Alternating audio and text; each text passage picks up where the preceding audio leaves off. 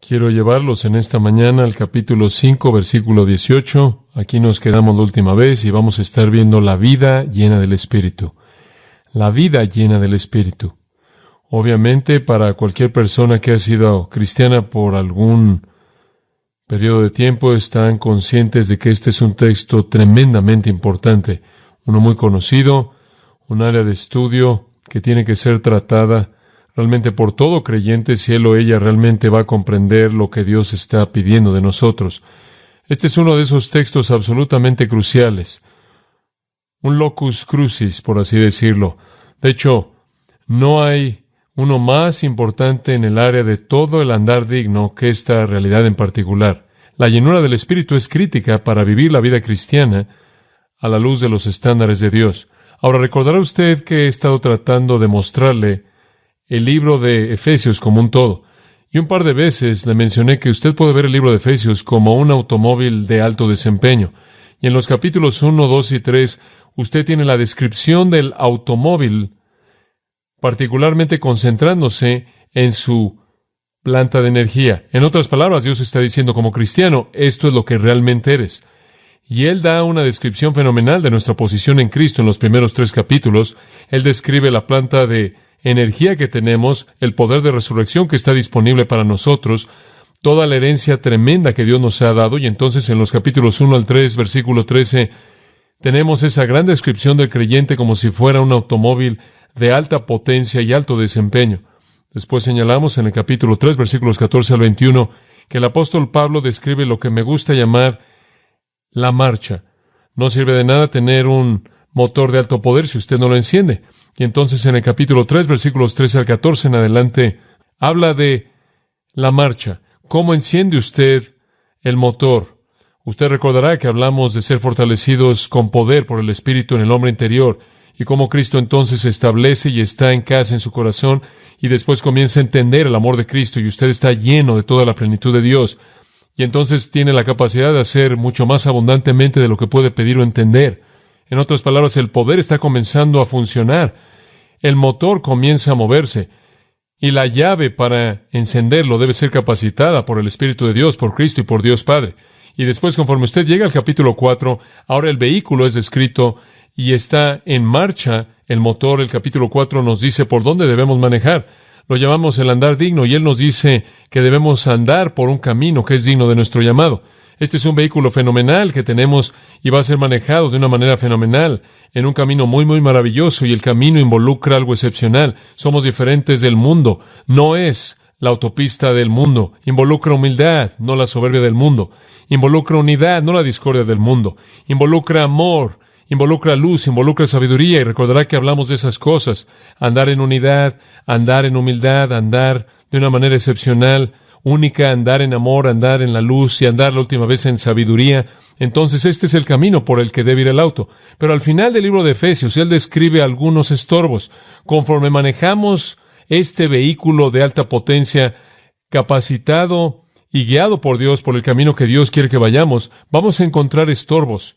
Y esa es la razón por la que en el capítulo 6, versículo 10 en adelante, él describe el hecho de que vamos a encontrarnos con Satanás, vamos a hallarnos confrontando a huestes espirituales de maldad en los lugares celestiales, principados y potestades y los gobernadores de las tinieblas. Y para enfrentar esto, vamos a tener que tener la armadura de Dios, y en el versículo 18 del capítulo 6 vamos a tener que orar siempre. Entonces realmente vemos el flujo entero aquí de cómo Dios ha diseñado que el creyente sea como un vehículo de alta potencia, poderoso, de alto desempeño. Él es encendido conforme Él es fortalecido con poder por el Espíritu en el hombre interior, y Él comienza a moverse por un camino que Pablo llama el andar digno, y Él vive en unidad, humildad, de manera única, amor, luz y sabiduría. Y eventualmente Él va a llegar a ciertos estorbos viviendo ese tipo de vida, y Él va a tener que enfrentar a Satanás y defenderse a sí mismo y pelear contra Satanás con la armadura de Dios y el arma de la oración. Dice usted, bueno, ¿cómo encaja esta parte? Bueno, yo llamo esto el combustible. Usted tiene que colocar algo en el tanque. ¿Y qué coloca? Versículo 18 lo dice: no os embriaguéis con vino, en lo cual hay disolución, sino que sed llenos del Espíritu. Esta es la gasolina del creyente, este es el combustible. Esto es lo que lo hace avanzar. Y no serviría de nada tener todo lo demás si no metiere usted combustible. Me acuerdo ver una foto en una revista de un granjero que ganó un auto de alguna manera y después le trajeron el auto y él amarró su caballo ahí a la defensa frontal y anduvo en el caballo. ¿Sabe una cosa? Hay muchos cristianos que amarran el caballo de la carne al vehículo creado por Dios, diseñado para ser capacitado por el combustible del Espíritu Santo, y después, con el caballo de la carne, lo arrastran por todos lados. Escuche, Dios diseñó que usted fuera operado al ser lleno del Espíritu, no al ser jalado por el caballo de la carne. Ese es el mensaje que este versículo quiere decir. Usted tiene toda esta energía y poder y recurso, y el camino está establecido, el camino está presentado. El andar es establecido, y para que usted lo haga, debe ser capacitado por el Espíritu de Dios. Y en esta sección del 5:18 hasta el 6:9, Él describe cómo el Espíritu de la llenura de Dios lo afecta a usted, cómo afecta a todas sus relaciones, cómo afecta a su actitud. Él habla de ser lleno del Espíritu, por ejemplo, afectándole a usted. En el versículo 19 hablará en salmos, himnos y cánticos espirituales. En el versículo 20 dará gracias. ¿Cómo va a afectarlo con otras personas? Se va a someter, versículo 21, a otros. ¿Cómo va a afectarlo en su hogar? Esposas, maridos, capítulo 6, hijos. ¿Cómo le va a afectar en la oficina donde trabaja? Versículo 5 del capítulo 6. Dice siervos y habla de amos. En otras palabras, la llenura del Espíritu va a afectar toda relación dentro de usted, tocando a todos los demás en su hogar, en su trabajo. Este es el combustible que lo hace avanzar. Ahora recordará también que estábamos hablando el domingo pasado acerca del andar sabio, versículo 15. Regresemos a eso por un minuto. Mirad, ved cómo andéis. Esto significa que ande con sabiduría, como sabios, con una mente analítica, cuidadosa, crítica, precisa, conforme usted ve por dónde pisa. Usted anda en sabiduría no como necios, sino como sabios. Y un andar sabio involucra redimir el tiempo, porque los días son malos. Y Él dice, por tanto, no seáis necios o torpes, sino entendidos de cuál es la voluntad del Señor. Y después Él entra al versículo 18. No os embriaguéis con vino, en lo cual hay disolución. Antes bien, sed llenos del Espíritu. Ahora escuchen, el elemento final del andar sabio es andar lleno del Espíritu. Ese es el elemento final. Usted es el necio más grande de todos si usted amarra su caballo al auto. Usted es el necio más grande de todos si usted trata de arrastrar por todos lados la nueva criatura de Dios por el caballo de la carne. Eso es necio. La sabiduría dice, tengo este recurso tremendo, tengo este gran poder, voy a dejar que sea capacitado por el Espíritu, voy a dejar que sea lleno del Espíritu. ¿Sabe una cosa? Es algo así como ser dueño de el vehículo de mayor potencia en el mundo, ser dueño de una compañía de combustible y nunca molestarse por llenarlo de combustible. Usted es lo más poderoso en el mundo. He dicho esto muchas veces, fuera de la Trinidad. El cristiano es lo más excepcional en el universo. No hay nada que pueda competir con usted. A usted se le ha dado el recurso del poder de resurrección de Dios. Usted lo tiene todo. Esos son los primeros 3 capítulos de Efesios. No solo eso, usted posee la fuente más grande de combustible, usted posee al Espíritu Santo Divino, quien lo va a capacitar usted. Ahora aquí está usted con un vehículo de alto desempeño, siendo dueño de la compañía de combustible. No tiene mucho sentido si usted no le carga combustible, ¿verdad? Ese es el punto. Vivir la vida cristiana demanda que usted sea lleno, literalmente controlado por el Espíritu Santo, y ahí es donde usted tiene que ceder al Espíritu. Ahora vamos a estar hablando de eso en las próximas semanas, pero antes de que podamos llegar a la frase que dice sed llenos del Espíritu, tenemos que pasar por la que dice no os embriaguéis con vino, ¿verdad? Este es parte de un contraste que Pablo está dando. Entonces, vamos a hablar esta mañana y la próxima semana de lo que significa en la primera frase no os embriaguéis con vino, en lo cual hay disolución, antes bien sed llenos del Espíritu. Ahora, Pablo presenta un contraste, ¿no es cierto?, entre la embriaguez y ser lleno del Espíritu. Ese realmente es un contraste que es muy claro, parece muy simple en la superficie. Sin embargo, hay algunas verdades profundas. Ahora, conforme vemos esta sección en particular de los versículos 18 al 20 o 21, vemos 3 cosas. El contraste en el versículo 18. El mandato al final del versículo 18, sed lleno del Espíritu. Las consecuencias, versículos 19, 20 y 21. Las consecuencias son cantar, dar gracias y someterse. Y vamos a llegar a esas. Y el mandato es, sed lleno del Espíritu. Y llegaremos a eso. Pero para esta mañana y la próxima ocasión, el contraste es, no os embriaguéis con vino, en el cual hay disolución. Ahora, este asunto de la embriaguez y este asunto de beber vino y lo que es un problema serio en la actualidad. Es una discusión grande en la iglesia.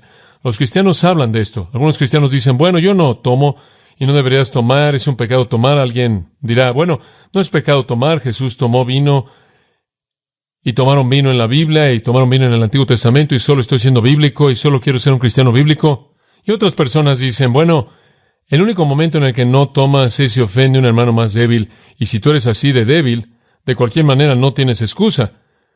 Ya deberías ser fuerte para este momento. Y otras personas dicen, bueno, no, nunca deberíamos tomar. No tenemos parte en eso. No tomamos, no fumamos, no masticamos, no vamos con las niñas que lo hacen y todo eso. ¿Se da cuenta? Y esto y aquello somos los niños del instituto. Usted sabe cómo es. Y entonces usted tiene todo este tipo de divergencia de un punto a otro acerca de lo que es aceptable y lo que no es. Y lo que le quiero compartir es tratar de darle hoy y la próxima vez, y solo voy a establecer ciertas bases. Hoy va a ser una especie de cimiento académico y después la próxima vez vamos a entrar a lo que llamo la lista de vinos del cristiano, y eso será para el próximo domingo. Y espero que ambos les sean útiles, pero comencemos aquí en el versículo 18 en donde estamos y veamos hacia dónde llegamos. No se embriaguéis con vino, en lo cual hay disolución. Ahora, una manera muy clara de actuar como un necio es embriagarse. Ahora, esa es la antítesis de la sabiduría. El versículo 15 dice, no seáis necios, sino sabios. Versículo 17 dice, no sean torpes, pero hagan la voluntad de Dios. Y el versículo 18 dice, no se embriaguéis, sed llenos del Espíritu. Realmente simplemente están presentando paralelos de las mismas cosas. El necio más grande, la persona más no sabia, es la persona que se embriaga. Por otro lado, la persona más sabia es la que hace la voluntad de Dios, la que es llena del Espíritu. ¿Lo ve? Ser lleno del Espíritu es la voluntad de Dios y es sabio. Emborracharse es torpe y necio. Entonces, esa es la comparación. Ahora, Pablo sabe que el mundo es un mundo de embriaguez, y esto es verdad. El mundo es un mundo borracho. Siempre me sorprende que en donde quiera que el alcohol se promueve, usted siempre ve a los hombres de distinción. Se asocia con ser un hombre de distinción. Nunca colocan a un borracho que está babeando, que está ahí acostado en un caño, en una coladera, promoviendo alcohol. El alcoholismo es un problema serio, y esto estoy seguro que está en la mente de Pablo. Veámoslo en primer lugar desde este ángulo. Pablo está diciendo, no se embriaguen con vino, en lo cual hay disolución, antes bien sed llenos del Espíritu, quizás en un sentido general. Como usted sabe, simplemente no se embriaguen, sino sean llenos del Espíritu, en el sentido de que si usted está buscando gozo y está buscando un escape de sus problemas, está buscando gozo y consuelo, no lo busque en el fondo de la botella, búsquelo en el Espíritu Santo, que el Espíritu Santo sea su recurso. Ahora, todo el mundo busca gozo, todo el mundo busca emoción, nadie quiere ser miserable todo el tiempo, la gente quiere ser feliz, y por cierto, eso está bien. Dios quiere que usted sea feliz. Dios no es un aguafiestas cósmico, no anda por todos lados diciendo, allá hay uno que se está divirtiendo, vamos tras él. ¿Se da cuenta? No hace eso. Dios no tiene algún deseo grande de literalmente inundarlo de juicio. Dios quiere que usted sea feliz.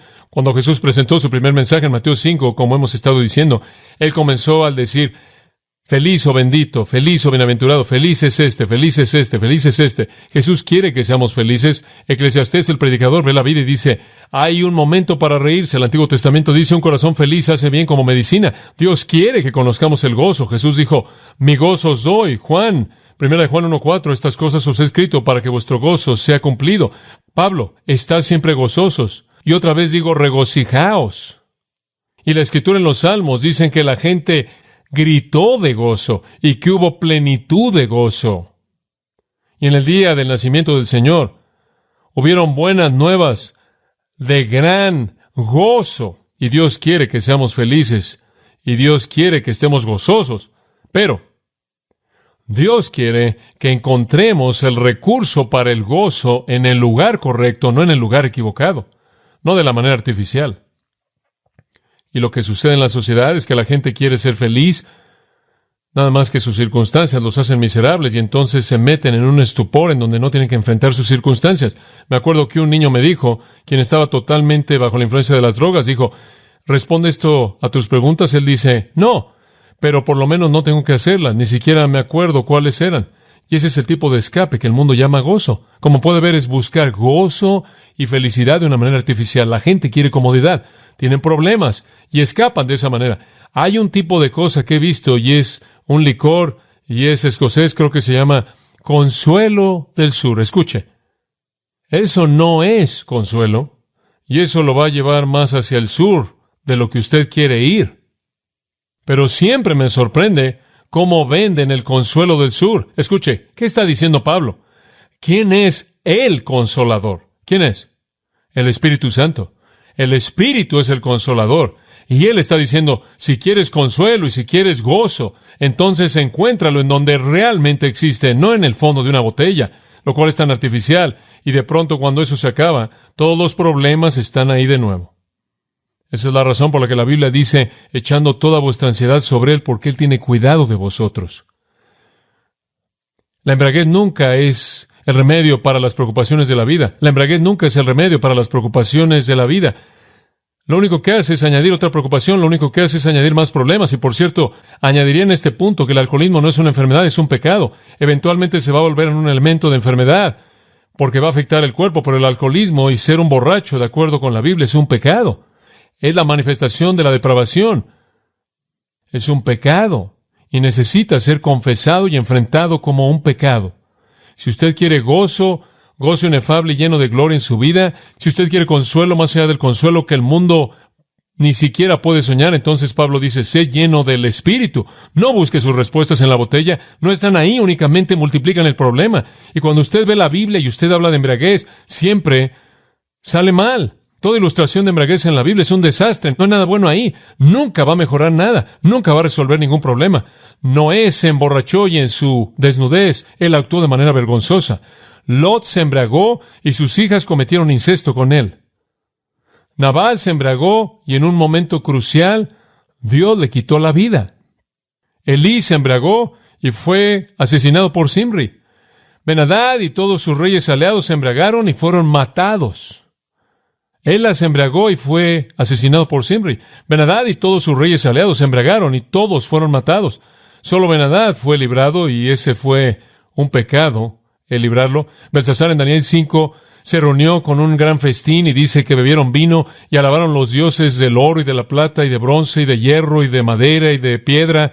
Y en medio de esa borrachera el reino fue arrancado de Belsasar. Los corintios se embriagaron y en su embriaguez profanaron la mesa del Señor y Dios hizo que algunos de ellos se enfermaran y algunos de ellos los ejecutó. Como puede ver, la embriaguez siempre está asociada en la Biblia con cosas terribles. Vida sin refreno, inmoralidad, conducta disoluta, conducta de excesos. Usted lo ve. Usted ve la embriaguez asociada con la conducta sexual en la actualidad, inmoralidad. Usted ve la embriaguez asociada con una conducta sin refreno. He visto un borracho en una situación en la que estuve involucrado, en donde un hombre literalmente estaba destrozando el lugar y estaba tratando de evitar esto, y él estaba aventando botellas de Jack Daniels en contra de mí, golpeando las paredes. No pude hacer nada, estaba simplemente fuera de control. Los he visto llevarse a los borrachos y ponerles camisas de fuerza. Los he visto amarrarlos y llevarse a los hospitales. Está asociada en la Biblia con este tipo de cosas. La embriaguez siempre asociada con cosas trágicas. Esa es la razón por la que nos dice de manera tan explícita que si un hombre va a ser un líder en la iglesia, si va a ser un anciano, no debe ser alguien que se detiene cerca de su vino. Él no tiene lugar en ese tipo de vida. La embriaguez descalifica a un hombre de algún tipo de servicio espiritual, de manera total, absoluta. Pedro dice, solían vivir así. 1 Pedro 4. El tiempo de nuestra vida antiguo fue suficiente para haber hecho lo que agradaba a los paganos cuando andábamos en lujuria, fiestas sin refreno, exceso de vino, en idolatrías abominables. Como puede ver, todo eso va de la mano, todo encaja. Todo es idolatría abominable, todo es exceso en la actividad sexual, todo encaja con la embriaguez. Y por cierto, la embriaguez caracteriza a una persona que no es parte del reino. 1 Corintios capítulo 5 nos dice, os he escrito a vosotros que no comáis con alguno que llamándose hermano sea fornicario, avaro, idólatra, maldiciente, borracho, extorsionador. Si una persona que se llama a sí misma cristiana es un borracho, ni siquiera debería asociarse con él. Si él está en el mundo y él es una de estas personas, necesitan ir a él y llevarle el Evangelio, pero cuando la salvación llega, capítulo 6, versículo 9, ¿no sabes que los injustos no heredarán el reino? Él dice, ni los ladrones, ni los avaros, ni los borrachos, y esto erais algunos. En otras palabras, la iglesia debería estar llena de ex borrachos. Pero si hay borrachos en la iglesia, si hay lo que llamamos en la actualidad alcohólicos en la iglesia, que todavía están bebiendo, que todavía lo están haciendo, que todavía son borrachos, entonces no son cristianos, o de otra manera están diciendo ser cristianos y deberían separarse de nosotros. Ahora, solo Dios sabe, es posible que una persona sea cristiana y esté borracha, seguro. Pero Pablo dijo que los borrachos no heredan el reino. Ahora, no estoy diciendo que si usted se emborracha, usted pierde su salvación. Solo estoy diciendo que eso es generalmente de un cristiano, el que no es un borracho. Y si usted dice, bueno, me volví cristiano y no tuvo efecto en mi bebida, yo digo, según lo que Pablo dijo, usted no se volvió cristiano. Usted podrá ser un cristiano y quizás regresó a eso, pero yo pensaré que si usted vino a Jesucristo, tuvo que haber habido un cambio en su vida. O quizás en algún punto más adelante usted sabe, conocido a gente que eran cristianas y en algún punto en su vida bebieron y simplemente se metieron en un pecado más adelante en su vida. Fue algo trágico. No sé si llegaron a ser salvas, quizás lo eran. Cayeron en el pecado y algunas veces el Señor inclusive se los llevó a casa. Solo Dios sabe si usted es un cristiano o no, si está haciendo eso, pero la afirmación de la Escritura dice que si usted está haciendo esto, si usted es caracterizado como un borracho, usted no está en el reino. El mismo pasaje también dice que es posible que alguien diga ser cristiano y hacerlo. Solo Dios conoce la diferencia. Más vale que se examine a sí mismo. Esto es lo que hemos estado diciendo a lo largo de nuestro estudio. Más vale que se examine si usted tiene un problema en esta área, si realmente es cristiano. Y permítame añadir esto. Si usted tiene un problema en esta área, Dios lo puede librar a usted. Yo creo eso. Creo que si usted realmente es lleno del Espíritu, usted va a tener el gozo y el consuelo y las soluciones que usted busca y no va a necesitar eso. Yo creo que aunque sus pecados sean como la grana, pueden volverse blancos como la nieve, y aunque sean rojos como el carmesí, pueden ser como lana, y yo creo que Dios puede voltearlo a usted. He visto a muchas personas que tuvieron un problema como ese, y Dios puede darle la vuelta rápidamente si usted cede a Él, si su conversión es real. Entonces Pablo está diciéndole a los efesios y a nosotros, miren, tienen un tipo de vida más alto. No busquen su gozo y emoción en el fondo de una botella. Ustedes lo reciben del Espíritu Santo maravilloso, pero escuche, ese no es el significado primordial de lo que él está diciendo. Esa simplemente fue una parte gratuita. El significado primordial de lo que él está diciendo se lo voy a dar en este momento. Y quiero que escuche esto. El enfoque primordial de Pablo aquí es religioso. Es religioso. Él está hablando de sistemas de religión. Ahora esto podría sorprenderle. Así que escuche. La embriaguez estaba asociada con la religión pagana. Los paganos creían que para tener comunión con los dioses, usted tenía que colocarse en un estupor de embriaguez para llegar al nivel más elevado de comunión con los dioses. Esto era lo que era llamado la religión de misterio. Estas son las raíces de los sistemas religiosos griegos, romanos, mitológicos, y creían que usted podía tener comunión con los dioses mediante el éxtasis. Esos eran los éxtasis, la autohipnosis, las cosas demoníacas que se llevaban a cabo, la llamaban éxtasis, extasia y entusiasmo.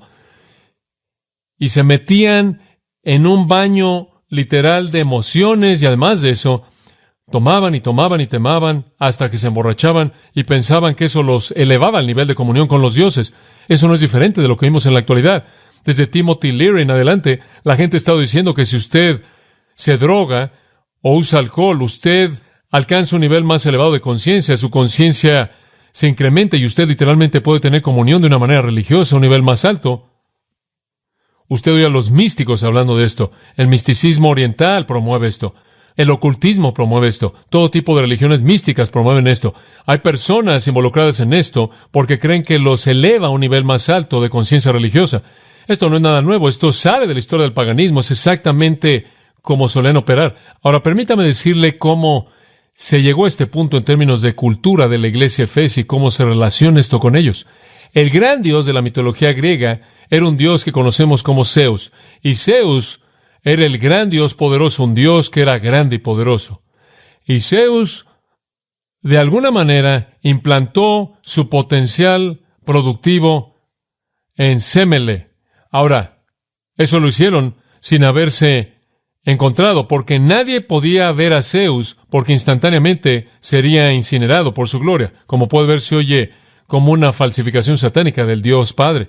Y entonces Zeus y Semele nunca se encontraron, pero Semele estaba llevando en su vientre a este hijo Zeus, y Semele decidió que ella tenía el derecho de ver al padre. Entonces ella entró a la presencia de Zeus, e instantáneamente fue incinerada en la presencia de él. Y Zeus arrebató el cuerpo del bebé del vientre todavía sin nacer, y lo cosió a su muslo. ¿Lo ve? Usted entiende eso. Zeus cosió esto en su muslo y llevó al bebé en su muslo hasta que llegó a término pleno, del cual nació. Ahora, usted no ha oído nada aún. El Dios infante entonces nació y fue destinado por Zeus que este Dios infante se volviera el gobernante del mundo, del planeta Tierra. Este Dios iba a gobernar el planeta Tierra. Bueno, hubieron algunos seres subdioses ya en la Tierra, según la mitología griega, llamados los titanes, y los titanes eran los hijos de la Tierra. En cierta manera estaban a cargo de la Tierra. Y cuando vieron que este hijo de Zeus iba a descender y se iba a apoderar, se enojaron mucho. Entonces se llevaron al bebé, lo desmembraron y se lo comieron. Pero Zeus rescató el corazón, se tragó el corazón y dio a luz al bebé. Ahora, amigos, eso es lo que yo llamo cosas raras, pero eso es lo que la mitología griega enseña. Saqué eso de una fuente directa. Entonces, finalmente, después de que Zeus se había tragado el corazón, el niño volvió a nacer. Él llamó al niño Dionisio. Ahora, eso es importante porque ese nombre se presenta en la religión griega, en las religiones antiguas de las religiones de misterio de Babilonia, una y otra vez. Dionisio es un nombre muy conocido.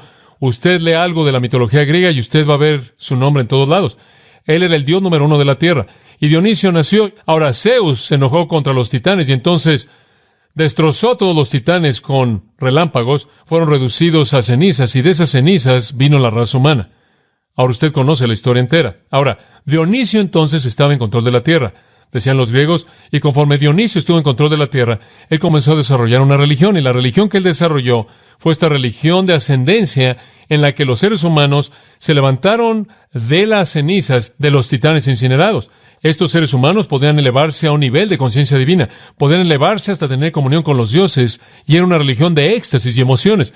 Era una religión en la que había música salvaje, y los escritores antiguos dicen que había un baile de locura en donde había perversión sexual, y finalmente todo era inducido por la embriaguez. Muy bien. Y todos se reunían y comenzaban con la música y después el baile, y continuaba esto, y después hacían algunas mutilaciones humanas de partes genitales, adoraban el órgano sexual masculino, se involucraron en todo ese tipo de cosas, y cuando comenzaron a bailar y a beber y a emborracharse, llegaron a un punto elevado en el que comían la carne cruda del toro místico que era traído, y finalmente, en un gran coro de voces, invocaban a Dionisio con esta frase: «Ven tu Salvador». Esa era su adoración. Era reconocida por su música, esta adoración, por su locura en el baile, por sus éxtasis, su entusiasmo, sus perversiones sexuales, y todo inducido por la embriaguez. Y Dionisio llegó a ser conocido como el dios del vino. El dios del vino. Entonces usted puede ver que la médula de este concepto entero de embriaguez es una falsificación vil, pagana de la religión verdadera, como lo puede ver. Y cuando Pablo está diciendo, miren, no se embriaguen con vino, él no simplemente está tratando con un problema social, él está tratando con uno teológico, como puede ver. Él está tratando con algo mucho más profundo que tan solo un poco de diversión y juegos. Esta es la falsificación de Satanás. Esta es la manera en la que Satanás cautiva cuerpos y mentes en su sistema. ¿Lo ve? Mediante este método de embriaguez. Dionisio llegó a ser conocido como el dios del vino. ¿Sabe usted cuál era el nombre romano para él? El griego es Dionisio, el nombre en latín para él es Baco, el mismo Dios, Baco, B-A-C-O. Usted ha oído de una fiesta bacanalia. Esa es una fiesta de embriaguez. Baco es el dios del vino. Si usted conoce algo de historia romana, usted sabe que Baco era el dios jovial del vino, que tenían las ninfas, todas esas mujeres pequeñas simpáticas, en las cosas simpáticas, blancas, por todos lados, tocando las flautas, usted sabe, las ninfas y todo esto, y el dios del gozo del vino. Baco no era nada más que el equivalente romano de Dionisio, y la adoración era la misma. Cuando tuve la oportunidad hace unos años atrás de ir a la Tierra Santa, pude ir a los países árabes, al Líbano, a Beirut, a Siria, Jordania y demás, y fuimos al punto oriental extremo del antiguo Imperio Romano, el cual era una ciudad llamada Baalbek, o Baalbek, nombrada de acuerdo con Baal, y han construido templos increíbles, simplemente templos asombrosos, con pedazos de roca enormes, sólidos, ahí encima de las columnas. Y hay 3 templos primordiales en Baalbek, ahí a la mitad, y todos están en la misma área. Ahí sobresale uno entre esos 3, que es el mejor de los que permanece, y es el templo a Baco, este dios, Dionisio, el dios del vino. Y la gente ahí estaban diciéndonos que ahí era donde la gente se reunía para su religión. Los 3 templos diferentes significaban 3 elementos diferentes de las mismas expresiones de adoración, pero culminaban en el templo de Baco. Y conforme usted se acerca, usted ve estas columnas tremendas y cosas y todas estas formas de piedra, y están grabadas, y usted realmente no sabe lo que es hasta que se acerca, y de pronto usted se da cuenta de que todas son vides y hojas y uvas colgando ahí. Y el templo entero literalmente está cubierto de uvas y viñas, porque ese es el enfoque primordial de su expresión de adoración, era embriaguez. Inclusive nos estaban diciendo que hicieron el lugar de tal manera que el exceso de vino, lo que caía, y que literalmente lo vomitaban, salía. Entonces era una orgía de embriaguez. Tenían involucramiento sexual con esto y demás. Esto es lo que está tras bambalinas cuando Pablo está diciendo esto, ¿lo ve? No es solo es social, es teológico. Él está diciendo a estos efesios, su trasfondo era un lugar en el que ustedes tenían comunión con los dioses mediante la embriaguez, pero lo que les estoy diciendo es que si realmente quieren tener comunión con Dios, sean llenos ¿de qué? De su Espíritu. Esa es una gran verdad, ¿no es cierto? Eso realmente es el corazón de lo que Él está diciendo. Y eso es lo que Él nos está diciendo. No necesitamos las cosas artificiales del mundo. Si usted quiere ser elevado al nivel más alto de conciencia religiosa, simplemente entra a la presencia de Dios mediante la llenura del Espíritu. ¿Sabe una cosa? Esta corrupción misma estaba detrás de la iglesia corintia también. Observe 1 Corintios conmigo por un minuto, capítulo 10.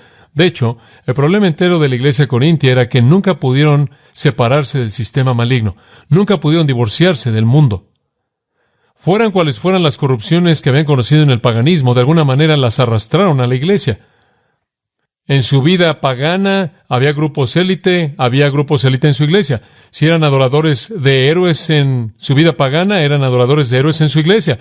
Si estaban encantados por ciertos filósofos en su vida pagana, así también lo estaban en su vida en la iglesia. Si se demandaban los unos a los otros en su vida pagana, se estaban demandando los unos a los otros en su vida en la iglesia. Si eran arrogantes, egoístas y no se preocupaban en su vida pagana, así eran en la iglesia. Si no sabían cómo hacer que funcionara un matrimonio en su vida pagana, no parecían tener la capacidad de hacerlo cuando entraban tampoco a la iglesia. Si tenían problemas con la carne ofrecida a los ídolos en su vida pagana, mismos problemas cuando se volvieron creyentes. Si no sabían qué hacer con los dones del Espíritu, si no conocían los dones verdaderos del Espíritu en la iglesia, era porque los habían corrompido por el paganismo. Y usted nunca entenderá el significado de las lenguas o profecías o nada en 1 Corintios 12 al 14, a menos de que entienda lo que estaba pasando en el mundo pagano tras bambalinas. Ese era todo el asunto. Todo estaba siendo falsificado en la iglesia corintia. Todo estaba siendo metido ahí, mezclado, porque arrastraron su paganismo a la iglesia y arrastrando su paganismo corrompieron todo. Ahora, en la primera iglesia y en la iglesia en la actualidad, ¿cuál es la única ordenanza? El recordatorio único hermoso que Dios ha dado a la iglesia, que es el acto más elevado de adoración, ¿cuál es? Es la comunión, ¿no es cierto? Aquello que nuestro Señor Jesucristo mismo diseñó para levantarnos a su presencia misma. Aquello que el Señor diseñó para que nosotros lo recordáramos. Aquello que el Señor diseñó para que nosotros tuviéramos comunión con Él fue su mesa. Y los corintios, como puede ver, estaban acostumbrados a tener comunión con los dioses mediante la embriaguez. Entonces, cuando llegaron a la mesa del Señor, adivine lo que trajeron: embriaguez. Y entonces Pablo realmente está abordando este tema en el capítulo 10, versículo 16. Y él les dice, la copa de bendición que bendecimos, ¿no es la comunión de la sangre de Cristo? El pan que partimos, ¿no es la comunión del cuerpo de Cristo? Debido a que hay un pan nosotros que somos muchos, somos un cuerpo, porque todos somos participantes de ese pan. En otras palabras, lo que él está diciendo es, oigan, todos somos uno, participamos de un pan, una sangre, un cuerpo. Ahora, esa es la base de su punto, esta unidad. Después él procede a decir, en el versículo 20, los paganos, ellos sacrifican a los demonios, aún no Dios, y no quiero que tengan comunión con los demonios. No pueden beber la copa del Señor, la cual es la copa de comunión, y la copa de los demonios, la cual es la copa de la embriaguez. ¿Lo ve? Ustedes no pueden hacer esas dos cosas. ¿Por qué? De regreso al versículo 16, porque estamos teniendo comunión con Cristo en un cuerpo. Versículo 17, como un pan y un cuerpo. Usted no puede dividirlo de esa manera. Usted no puede tomar a Cristo y tener comunión con su copa y correr por aquí y embriagarse y adorar a algún ídolo demoníaco. Usted no puede hacer eso. No pueden ser. Usted no puede ser, versículo 21 dice, un participante de la mesa del Señor y de la mesa de los demonios. No, usted no puede mezclar esas cosas. Usted no provoca al Señor a celos, y más vale que sea más fuerte que Él si usted hace eso. Como puede ver, ese era todo el punto. Tomaban de la copa del Señor, la cual era la copa hermosa de comunión, recordando a Cristo. Iban a beber la copa de los demonios, lo cual era embriaguez, pensando que estaban llegando al nivel más elevado de conciencia religiosa mediante la embriaguez. Y nuestro Señor estaba diciendo, ustedes pueden llegar al nivel más alto de percepción religiosa espiritual al tomar simplemente la copa de la memoria. ¡Qué contraste tan hermoso! Bueno, vaya al versículo 19 del capítulo 11, y aquí es en donde se vuelve claro que esto era lo que estaban haciendo. Él dice, deben haber divisiones entre ustedes, deben haber divisiones, y debe manifestarse, usted sabe lo que es verdadero y lo que no es. Pero observa el versículo 20. Cuando se reúnen en un lugar. Esto, aquí está la traducción griega. Esta no es la cena del Señor la que comen. Cuando se reúnen, podrían llamarla la cena del Señor, y podrán decir, muy bien, todo el mundo, vamos a tener comunión ahora, y podrán decir que lo es, pero no es eso para comer, porque toda persona come antes que el otro su propia cena. Eso es glotonería, y dejan a la gente hambrienta y el otro está borracho. En otras palabras, lo que ustedes están haciendo no es la mesa del Señor, es la mesa de los demonios. Lo están haciendo como solían hacerlo, como el paganismo lo hace. Como puede ver, eso estaba tras bambalinas aquí. Ese era el punto aquí. Él está haciendo un contraste entre la falsificación satánica y la realidad divina de la adoración verdadera y la comunión verdadera. Y quiero que vea que eso es lo que está diciendo. Él está diciendo, no adoren a Dios como solían hacerlo. Ahora, eso no nos confronta porque no solemos adorar a Dios mediante la embriaguez, espero. Quizás algunos de ustedes salieron de algún misticismo en donde se drogaban y pensaban que estaban llegando a algún nivel religioso de conciencia elevada. No lo sé. Pero eso es lo que él estaba diciendo aquí. Porque los efesios tenían este sistema religioso falso y él está diciendo, vengan a lo puro. No dejen que nada falsifique lo que el Espíritu quiere hacer. No dejen que nada falsifique lo que Dios puede hacer al llenarlos con su Espíritu. ¿Qué verdad tan tremenda es esta? Simplemente una realidad fantástica. Que no necesitamos nada en el mundo. Usted sabe, Satanás siempre añade alguna cosa artificial. Gozo falso, comunión falsa, comunión falsa. Ahora, creo que eso es simplemente precisamente lo que Pablo está diciendo en Efesios. Ahora, usted puede regresar a Efesios 5. Permítame mostrarle algo interesante. La razón por la que creo que este es un asunto religioso aquí es debido al contexto. La manera en la que operaban esas religiones paganas era que cuando se embriagaban, entraban a su liturgia. Cuando se embriagaban, entraban en sus cantos y sus bailes y su actividad fuera de control. Y eso es lo que está en la mente de Pablo, y eso es indicado por el hecho de que él sigue el versículo 18 con la liturgia cristiana verdadera en el versículo 19. La liturgia cristiana verdadera es hablar entre vosotros en salmos, himnos y cánticos espirituales, cantando y haciendo melodía en vuestro corazón al Señor, y después dando gracias siempre por todas las cosas a Dios Padre, en el nombre del Señor Jesucristo, y sometiéndose unos a otros en el temor de Dios. Como puede ver, él está haciendo un contraste entre la liturgia espiritual real con la farsa que Satanás había inventado. Ese es su punto. Bueno, creo que usted lo ve. Usted no es un hombre de distinción cuando se emborracha. Usted no se distingue en absoluto.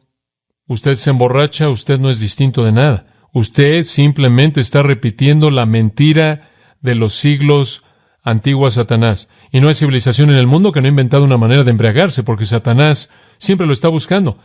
He manejado por los caminos en las junglas del Ecuador y he observado a los indígenas tambaleándose de lado a lado con cosas que hacen, de algún tipo de cosa que pisan con sus pies y empujan rocas, y toda cultura que he conocido. Lo he visto en el mundo árabe. Lo he visto por todos lados. A donde quiera que he ido, en toda ciudad en la que he estado, pueblos de la antigüedad, creo que es parte de la maldición. Creo que cuando Dios maldijo a la tierra, fue posible que el fruto de la tierra se corrompiera al punto en el que Satanás podía usarlo para destruir. Y entonces Pablo dice, no os embriaguéis con vino, en lo cual hay disolución. Voy a decir algo acerca de la disolución. Azotia significa disipación fuera de control. Disipación fuera de control. No se embriague porque lleva a disipación fuera de control. Y otra manera de traducir azotia es con la palabra satisfacción excesiva. Satisfacción excesiva. Antes bien, sed llenos del Espíritu. ¡Qué contraste tan hermoso! ¡Oh, qué contraste tan hermoso y simple! Observe su vida. ¿Por qué es controlada? ¿En dónde encuentra su gozo? ¿En dónde encuentra su emoción? ¿En dónde encuentra su consuelo? ¿En una botella? Ah, eso es tan artificial. Ahora alguien podría decir, bueno, dice, no os embriaguéis. Pero ¿qué tal si tan solo tomas y no te emborrachas? ¿Qué hay acerca de eso? Bueno, eso es para la próxima vez. Y el próximo domingo por la mañana voy a darle 7 principios mediante los cuales usted puede saber lo que debe hacer en relación a este tema. Oremos. Gracias, Padre, por ayudarnos esta mañana a entender algo de tu palabra. Señor, mi oración es que este pequeño versículo, metido casi de una manera invisible en medio de esta carta, tenga un impacto en nuestras vidas como nunca antes lo ha tenido. Lo que realmente estás diciendo es que tienes un recurso totalmente nuevo para el gozo, para el consuelo, para la emoción, para la satisfacción, para la comunión con Dios, de lo que el mundo jamás ha conocido, y es la llenura del Espíritu Santo. El mundo quiere llenarse a sí mismo de tantas cosas: vino, alcohol, dinero, placer, posesiones. Y tú simplemente has dicho, llénate a ti mismo del Espíritu y mantente de esa manera, para que tu respuesta no sea la farsa y los efectos que el mundo tiene, sino que puedan estar hablando entre ustedes en salmos, himnos y cánticos espirituales, cantando y haciendo melodía en su corazón al Señor y dando gracias y sometiéndose unos a otros, llamando a sus maridos, llamando a sus esposas y cuidando de sus hijos y todas estas cosas que fluyen de este texto. Padre, ayúdanos a conocer la simplicidad de lo que es ser controlado por tu Espíritu y ayúdanos a conocer esto, que más que cualquier otra cosa, tú deseas llenarnos de tu Espíritu y lo único que pides que debemos hacer es vaciarnos a nosotros mismos de nosotros mismos para que el Espíritu Santo pueda entrar en el vacío y llenarnos. De esta manera podemos tener comunión contigo. De esta manera podemos alcanzar niveles de conciencia espiritual de los que no hemos soñado. De esta manera podemos conocer lo que es ser llenos de toda la plenitud de Dios. De esta manera podemos entender cómo es que podemos hacer mucho más abundantemente, más allá de lo que podemos pedir o entender, según el poder que actúa en nosotros. Y Señor, esperamos la próxima vez para hablar de este asunto de que si un cristiano debe o no tomar. Ayúdanos a preparar nuestros corazones para lo que tu palabra dice. Te agradecemos por nuestra comunión en esta mañana, en el nombre de Jesús. Amén.